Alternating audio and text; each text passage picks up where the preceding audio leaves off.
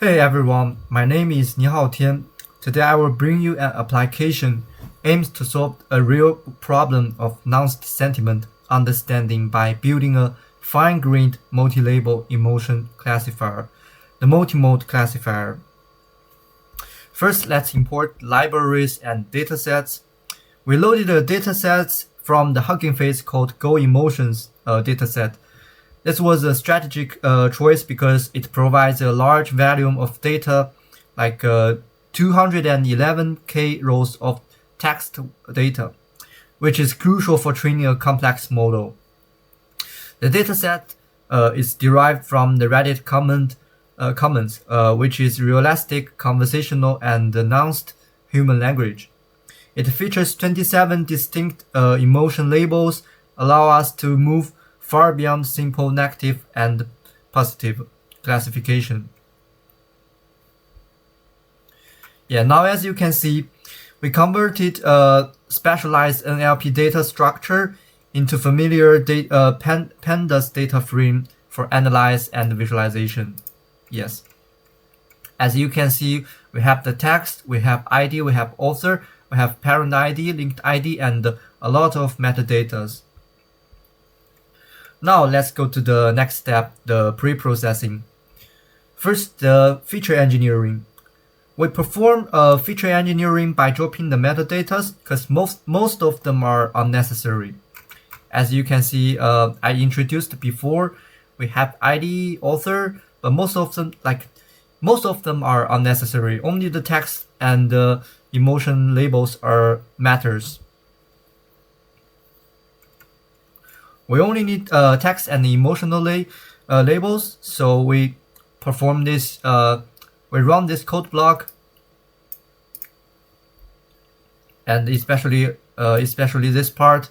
This part keeps only the text and the emotional labels, and creating a graph based on the counts of different emotions. As you can, we created a graph. As you can see that now we have the visualization of counts of the emotions, which shows the neutral has the highest number, and then follows the approval and admiration and annoyance. Then we also perform another visualization after we drop in the unnecessary metadata.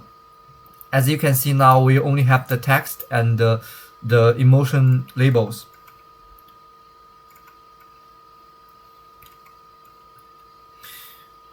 Now we move to the next step, the text cleaning. First, we need to install the Unicode, Unidecode, and NLTK library because it's crucial to remove accents functions. This one.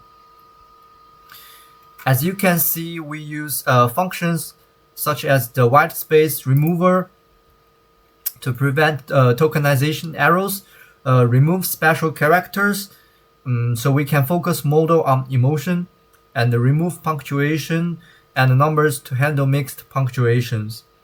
Remove HTML text for preventing the noise tokens, and remove accents to normalize the input. Finally, we created a full cleaning pipeline function and apply it to all the splits. We also created a unit test to check whether the text cleaning function works perfectly. As you can see, I created like different unit tests for different functions, and the result is they all passed. Then we can run this code block to check the datasets before and after text cleaning to compare and conform for the data validation. As you can see, before we have some unnecessary data. It looks a little bit messy, like special characters, but after the text cleaning, it looks better. Since our datasets was initially provided only as a train split, we perform a crucial step of the pre-processing phase by manually splitting the data. We divided the dataset into 3 distinct sets: a main training set, a validation set for hyperparameter tuning, and the final held out test set for the unbiased evaluation. As you can see, this is the visualization of splitting the data from the original labeled data into training, validation, test set, and 80%, 10%, 10% accordingly. Then we can perform next step of pre-processing, the tokenization and the vectorization. For tokenization and vectorization, I choose to use the transformer-based approach. This is why we need to install the transformer libraries. More specifically, the Robota tokenizer, because it uses byte pair encoding, which can build words you never seen before using multiple subwords tokens. So it needs a smaller vocabulary and is less likely to have unknown tokens. The transformer models can also create contextual vectors. This ability to understand context is essential for the distinguishing between the nuanced emotions.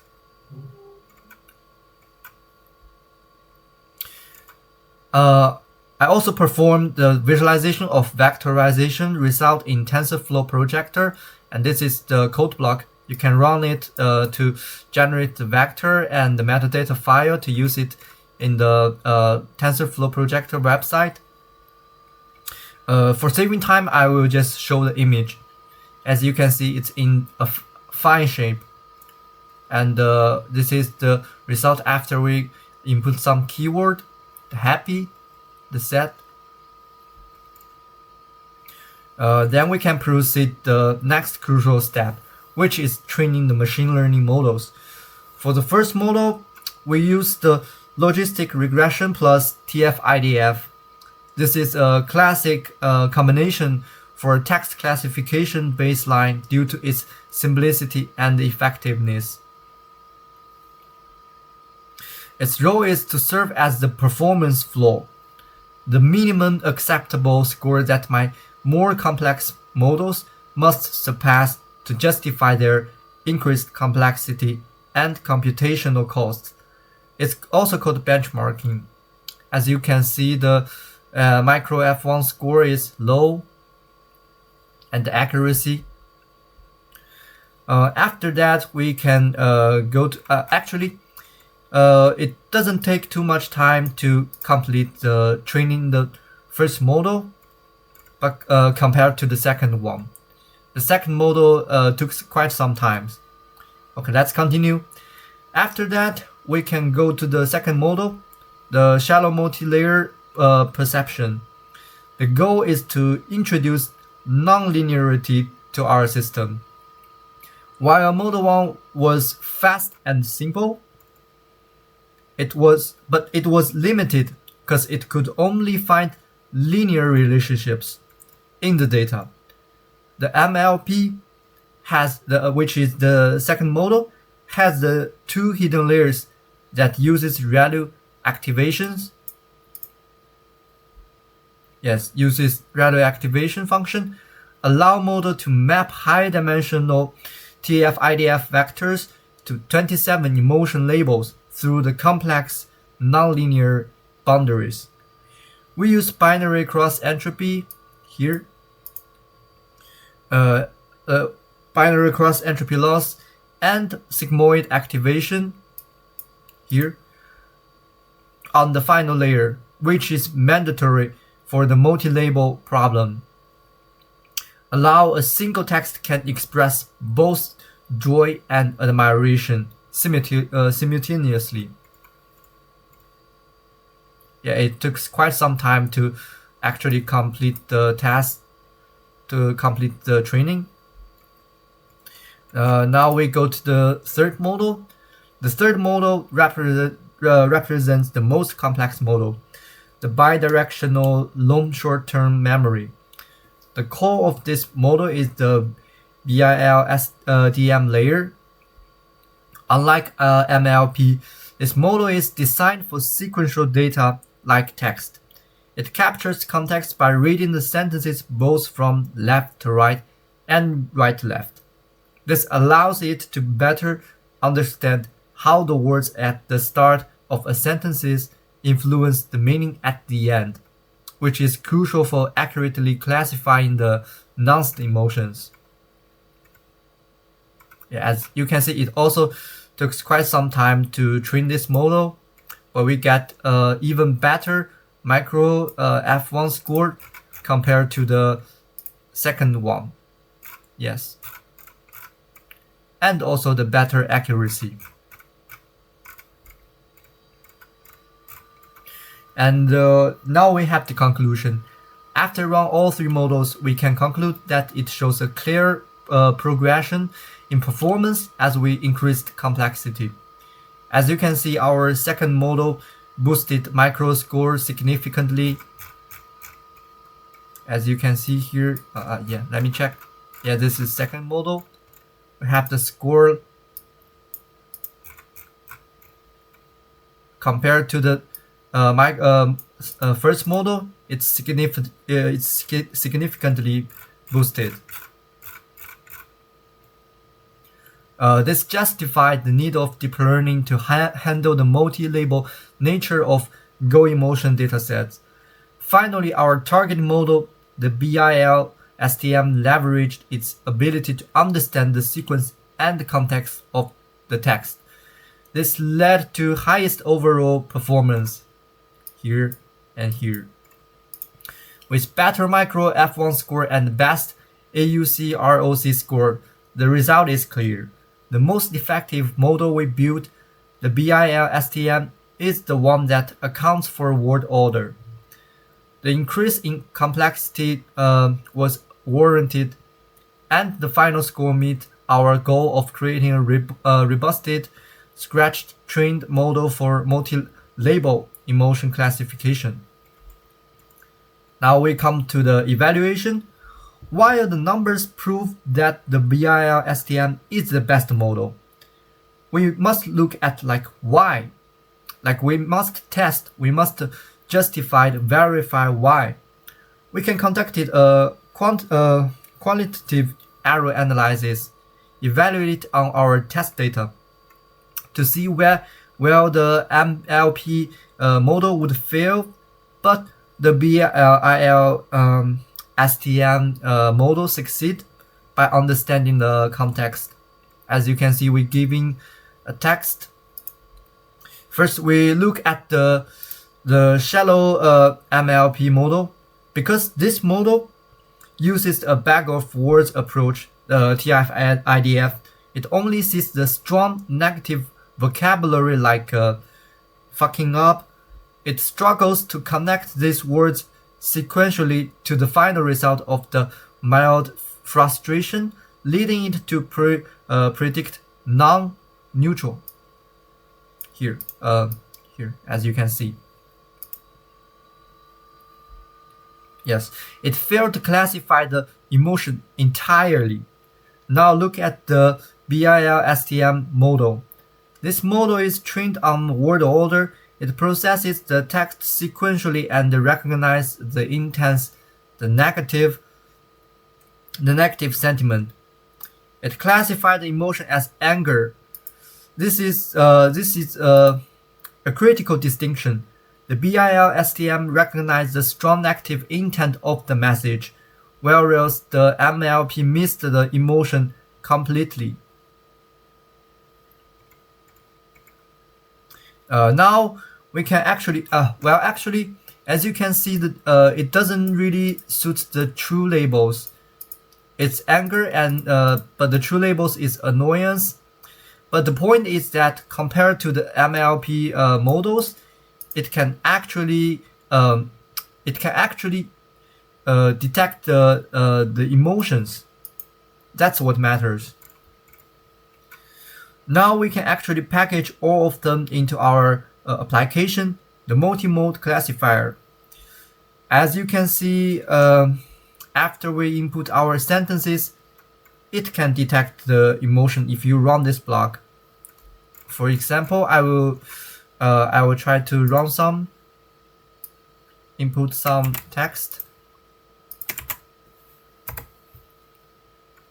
As you can see, it gives you the emotions, which is amusement, with confidence around 0.8. And this, wait, where is my interface? Wait. Yeah, here we go. This gives you the sadness. And this is important. It actually gives you two emotions, which is annoyance and anger. Like not only one emotions, but with multiple emotions, as long as they reach above the threshold, which is 0.4. We can actually adjust it if we want. If we want the more conforming like confidence, like higher confidence, we can adjust it the threshold. And we can also run this.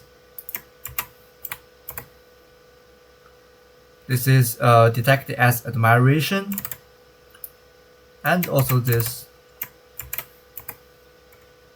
This is detected as sadness. They all have different confidence level. This is detected as the fear. But we also have some examples for the bad performance. For example, this one. It actually cannot detect any emotions below, like above the threshold, which is why it's not listed. The emotions is not listed, yet it gives you the highest candidate, which is the fear, And this one.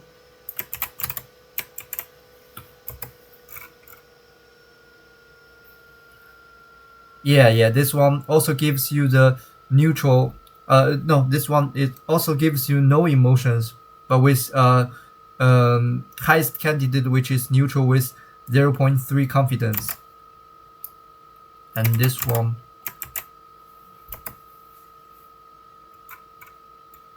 Yeah, this one also gives you no emotion detected.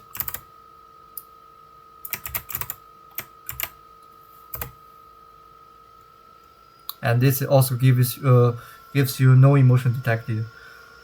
Well, while it's true we can adjust the threshold to avoid this situation, but I don't think it's a good idea. Okay, now I will explain how the pipeline worked and the conclusion, the limitation, and the future work. The pipeline, our application is a complete multi-label classification pipeline built around our best performing architecture, the bidirectional long short-term memory network, or BIL-STM.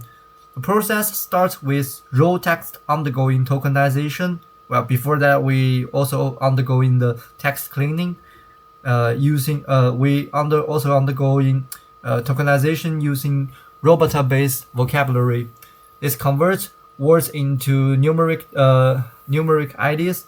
These IDs are the subject to padding to create a fixed size input tensor of 128 tokens, which is crucial for batch processing in neural network. The model's core function is built on two key layers: a custom embedding layer. This learns dense vectorized representation of the input word. The BIL-STM layer. This is the heart of our sequence modeling. By processing the text both forward and backward, it captures long-range dependencies and full context across the entire sentence. The final layer is a dense layer with sigmoid activation, which is independently output 28 probability scores, one of each emotion. Our application applies multi-label thresholding at 0.4. returning all emotion that meets this confidence level. The conclusion is that our project successfully met its primary objective. The benchmarking conformed the hierarchy of complexity. The BIL-STM outperformed both the linear baseline and the shadow MLP, which is the first model and the second model. This proves that for the complex text of multi-label emotion classification, the sequential context and word order are essential. However, the interaction application testing exposed a clear performance ceiling for this scratched trained approach, which is the limitation we are going to talk about. The primary limitation lies in the model inability to handle nuanced and mixed emotions. When faced with opposing sentiments such as "I am so excited," but "I'm terrified," the model failed to classify any emotion, returning like no detection. This occurs because the custom-trained embedding layer lacks the deep linguistic knowledge to separate opposing ideas linked by the junctions, but it splits its confidence across multiple labels, failing to hit the 0.4 threshold. Similarly, the model fails on implicit emotions because it lacks word knowledge. It cannot deduce the inherent annoyance behind a delayed train, defaulting to a low confidence neutral score. And the future work, this solution to this limitation is definitive. We need to abandon the training from the scratch. We need to use the pre-trained model and leverage transfer learning. The single most impactful step for further development is to just replace our custom embedding and the BIL-STM layers with a pre-trained transformer encoder, specifically Robota. This strategic move will inject billions of parameters of pre-learned linguistic knowledge into our pipeline. By fine-tuning this robust model on the Go emotion data, we will solve the low confidence problem. It will correctly disentangle mixed emotions, achieve production grade. It is the only way to significantly raise the micro F1 score past the 0.5 benchmark and build a truly accurate, robust application. Okay, thank you everyone. This is my presentation for the NLP project, this application. Thank you so much, and goodbye.